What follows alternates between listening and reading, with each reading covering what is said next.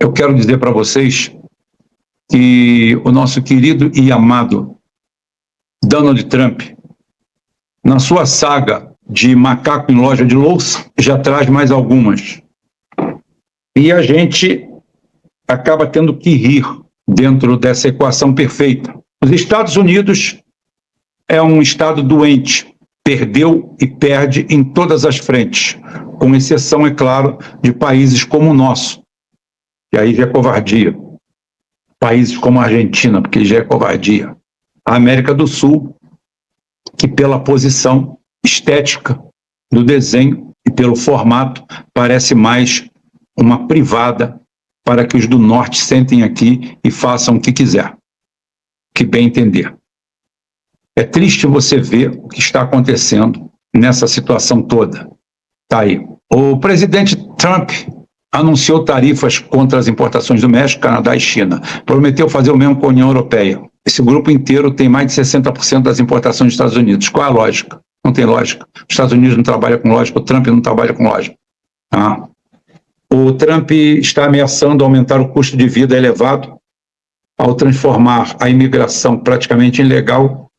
Ele vai acabar com a mão de obra para certas coisas que não tem como. Hoje os Estados Unidos parece o Brasil, é quase um país agrário. Ao deportar em massa, a mão de obra barata vai embora, os preços vão subir. A sociedade secundária americana, que vive nas sombras, praticamente como a nossa, vai bater fofo e esse caos vai aflorar. Os Estados Unidos também vai passar por uma balcanização. Por outros motivos, porque nós não precisaríamos passar por isso. Nós, etnicamente, somos um país bem definido na nossa bagunça, mas o nível de ignorância do nosso povo é muito grande, os nossos dirigentes são verdadeiros criminosos e o Brasil se torna realmente a bola da vez. Agora, isso não quer dizer que alguma coisa esteja certa lá em cima. Absolutamente. Trump declarou que vai ficar com a Palestina. A Palestina será deles. E Jerusalém vai ser a capital de Israel. Ele deveria tomar cuidado, porque os olhos do Oriente Médio já se colocam sobre os Estados Unidos com outra visão. Ninguém esqueceu de mais de 15 meses de bombardeio, quase 100 mil toneladas de armas, bombas americanas jogado e responsável pela morte, provavelmente de qualquer coisa entre 60 e 200 mil pessoas, sim. Ninguém sabe quantos morreram. Tá? Movimentos que eles criaram no passado se viram contra eles. Jihad Islâmica, ISIS e outros começam a pegar gosto pela farsa que eles foram convocados para fazer. Está aqui. A situação dos Estados Unidos com as AIDS, que a unidade de ajuda, tem a ver com corte de gastos e com toda a loucura que assola esse rapaz. A situação se torna também crítica do outro lado, porque o príncipe herdeiro da Arábia Saudita, príncipe herdeiro é um modo de dizer, porque ele é, de fato, o rei da Arábia Saudita, que estreitou relações com a Rússia e tem neles um ponto de apoio militar. E ele já falou, Mohammed bin Salman Al Said já disse que não vai aceitar o êxodo do povo palestino como Trump está querendo fazer. Provavelmente Trump está blefando de novo. Talvez a sociedade, para fazer uma limpeza étnica na Palestina, seja apenas mais outra bravata, porque a Rússia, a Liga Árabe e até o Irã, que estava calado não pelos motivos comuns, mas por estratégia. O Irã é o mais calado de todos e é o que mais está agindo. A indústria militar iraniana está a pleno vapor. novidades virão logo em seguida. Tá?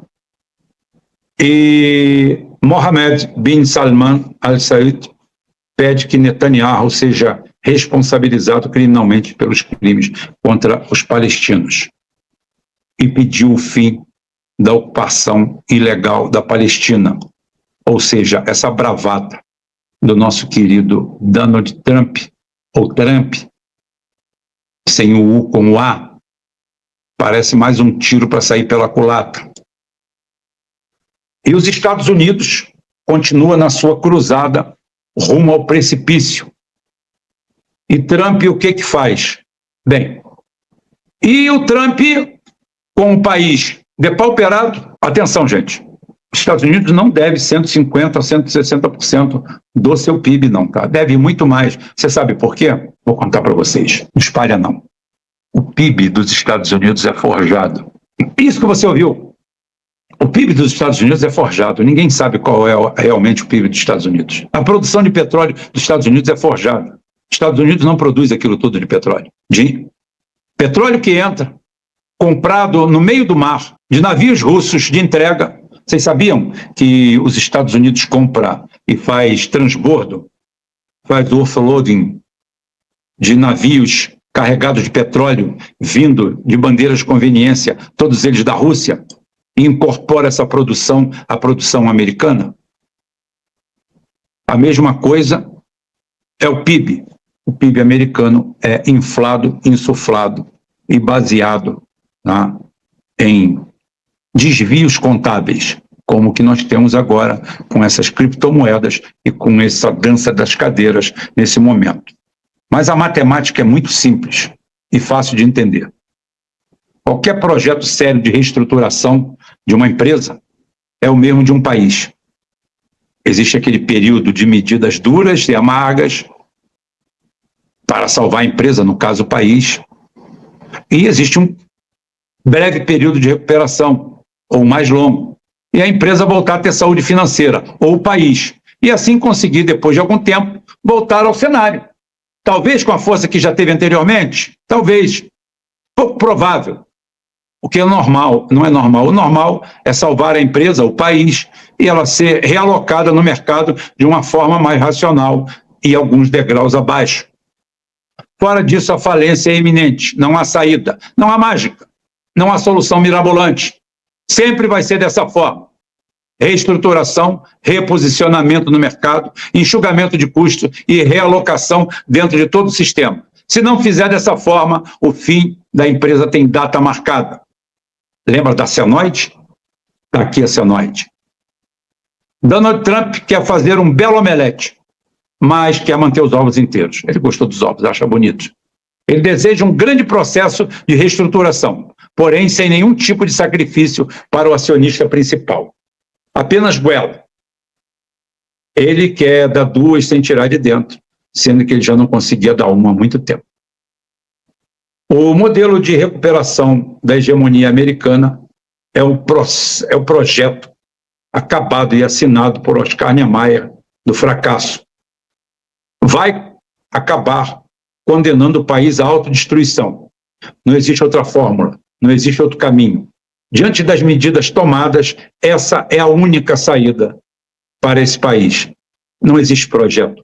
O único projeto que existe é que eu sou grande, vou continuar grande e o mundo vai ter que se adaptar a nós, porque senão eu vou começar a chorar. Hoje ele está tomando passa fora de presidente da Nigéria, de líderes de países que não ousavam em momento algum levantar a voz contra os Estados Unidos.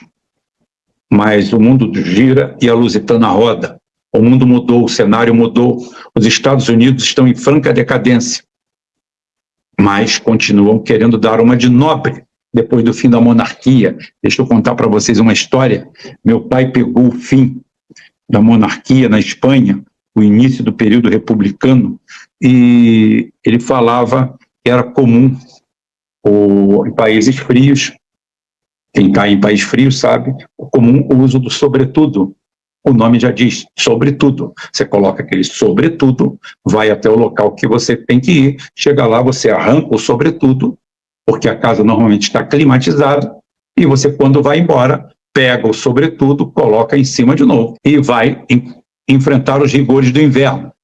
Meu pai falava que os nobres na Espanha, eles iam às festas e não tiravam o sobretudo, porque os punhos de renda, os punhos de seda eram de camisas que já tinham sido destruídas. Só guardavam os punhos. E aquilo aparecia. Se tirar o sobretudo, vão mostrar que você está em farrapos, que você está acabado. E assim, a nobreza, que não podia trabalhar, que trabalho não era nobre. O mundo tem nuances, né? O mundo tem nuances. As festas iam de sobretudo. Trump está condenando os Estados Unidos a andar de sobretudo. Com a historinha, com a conversa, que nós já deciframos lá atrás. Esses programas são colheitas. São colheitas porque a gente sabe o que fala. A gente tem a história na mão, que pode ser de qualquer um. A interpretação da história é uma coisa fácil de se ver. Basta você não seguir mitos, basta você não seguir sindicalistas vendidos, basta você fazer o dever de casa. Rubem, você é o quê? Você é um youtuber? Não. Você é um influenciador? Eu não influencio nada nem ninguém. Eu sou um sujeito curioso que abriu uma janela para o mundo aqui, graças a alguns amigos que fizeram isso, graças a...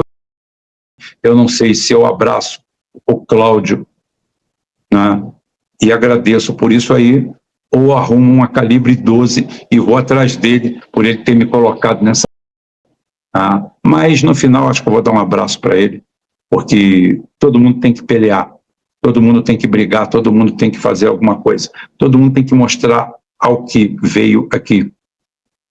A gente tem que mostrar alguma coisa. Não precisa ser tão pusilânime e rato como Lula, como Bolsonaro, como esse processo. Você pode sair dessa vida deixando uma página muito mais bem escrita, por mais humilde que você seja, por mais simples que você seja, porque todo mundo é importante.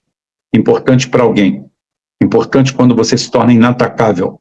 Você era humilde, você tinha nível primário, você não concluiu nem a 5ª série primária, seu trabalho sempre foi praticamente braçal, mas você carrega dignidade dentro de você.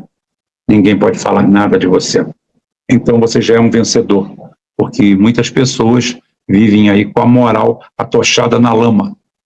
Não ligam de passar vergonha, como o Lula não liga de passar vergonha.